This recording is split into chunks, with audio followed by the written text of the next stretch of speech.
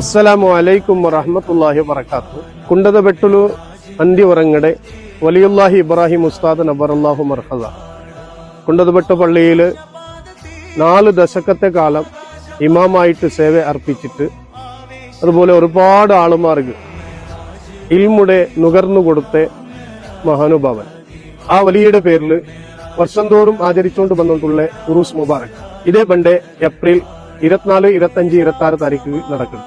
നിങ്ങളെല്ലാരെയും തിരിസത്തില് ഞങ്ങൾ വിളിച്ചോണ്ടുള്ള നിങ്ങൾ എല്ലാവരും വന്നിട്ട് ആ ഉറൂസിനെ യശസ്വിയാക്കി തന്നോട്ട് കേട്ടോണ്ടുള്ള